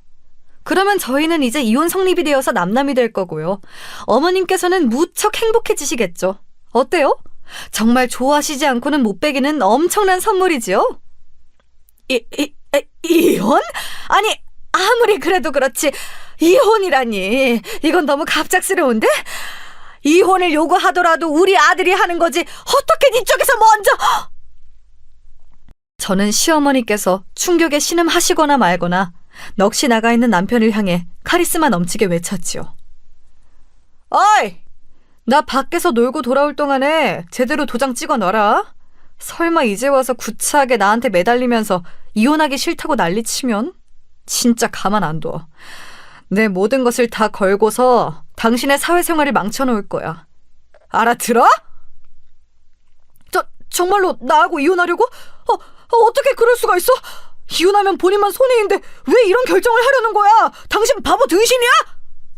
내가 바보 등신이든 아님 해삼 말미잘이든 그건 상관할 바가 아니고 거기에 도장이나 얌전히 찍어놔. 혹시 나를 너무 사랑해서 견딜 수 없는 나머지 여생을 나를 위한 노예로 살고 싶어 환장한 건 아니겠지? 그런 생각으로 도장을 안 찍는다면 너무 소름 끼칠 것 같아. 제가 가련한 표정을 꾸며내며 그렇게 말을 했을 때 시어머니께서는 뒷목을 움켜쥐시며 눈을 질끈 감으셨어요. 그러자 놀란 남편이 시어머니를 얼른 부축하더군요. 저는 유유히 가방을 챙겨서 집을 나섰습니다. 아, 그리고요. 1,300원이 어떻게 나온 액수인지 궁금하시거든 귀한 아들에게 물어보세요. 그럼 전 이만 나갑니다. 제가 돌아왔을 때 어머님이 안 계셨으면 좋겠어요. 저는 명랑하게 마지막 발언을 남겼죠. 두 사람이 아주 벙찐 얼굴로 저를 응시하고 있었던 것 같네요. 하도 홀가분하게 나와서 그때의 표정을 잘 봐두진 못했어요. 저는 그날 친정엄마와의 약속이 있었습니다. 새로 생긴 서울의 근교 베이커리 카페에 함께 갔죠. 제가 구태여 남편과의 이혼 이야기를 안 꺼냈음에도 친정엄마는 무언가 짐작을 하셨는지 진중한 눈빛으로 저에게 몇 번 고개를 끄덕여 주셨어요. 돌이킬 수 없는 지점까지 가기 전에 얼른 돌아가는 것도 용기가 필요한 거야. 나는 우리 딸이 그런 용기를 가지고 있는 사람 같아서 그게 너무 멋져 보여. 우리 딸 늘 장하고 자랑스럽다. 엄마 마음 알지? 엄마가 항상 우리 딸 응원해. 친정엄마가 문득 제 손을 잡아주시면서 먼저 그렇게 말씀을 하셔서 제가 울컥하고 말았죠. 참았던 소름이 밀려와서 잠시 울고 말았는데요. 그러고 나니까 뭔가 후련했어요. 처음부터 끝까지 제 편인 존재가 있다는 사실이 너무나도 감사했습니다. 그 이후로는 어떻게 되었냐고요? 당연히 그놈하고는 이혼을 했어요. 그놈은 자존심 때문에 이혼 도장을 찍어주었습니다. 네가 그렇게 나오면 내가 쫄아서 도장 못 찍을 줄 알고? 내가 꼬리 내리고 양보해줄 거라고 생각한 모양인데 어림도 없어. 그렇구나. 그래서 이혼 도장을 찍어줬구나. 고마워. 한결같이 찌질해줘서. 어느 부분 하나 빠지지 않고 고르게 찌질한 사람이라 처음이자 마지막으로 다행이란 생각이 드네. 뭐야? 너 분명히 한 달도 안 돼서 후회할 거야. 나한테 돌아와 달라고 보나마나 매달릴 생각만 하게 되겠지. 그런데 나는 너 없이도 잘 나갈 남자이고 인기도 많아서 훨씬 성공할 테니까 그때 가서 너만 후회하는 거고 나는 부족한 거 하나 없이 살 거다. 아, 그러셔? 누가 들으면 재벌 3세 혹은 엄청난 엘리트인 줄 알겠어? 전부터 생각한 건데 왜 그렇게 쓸데없을 정도로 근거 없는 자신감이 넘쳐? 그런 걸로 어디 대회라도 나가봐. 상금 탈 것 같으니까. 아, 정말 그렇게 되어도 연락은 하지 말고. 근황 따위 영원히 안 궁금할 거거든. 그렇게 어찌 보면 치졸한 막이 내렸어요.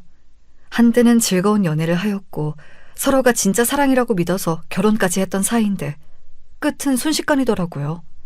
게다가 끝맛이 좋지 못했다는 점에서 정말 씁쓸하였습니다. 뭐든지 좋게 끝내기란 어려운가 봐요. 이혼하고서 저는 일에 더욱 몰두하였고 제 주변 사람들을 더 챙기기 시작했어요. 친정 아빠와 오빠, 그간 교류가 거의 없이 살았기 때문에 어색하고 겸연쩍은 사이였는데 제가 용기를 내어 먼저 자주 연락도 하고 그랬습니다. 사실 이런 거에 용기를 내는 게 돈이 드는 것도 아니고 체력을 요하는 것도 아니잖아요. 단지 제가 생각을 전환하고 자존심을 내려놓기만 하면 되는 일이었죠.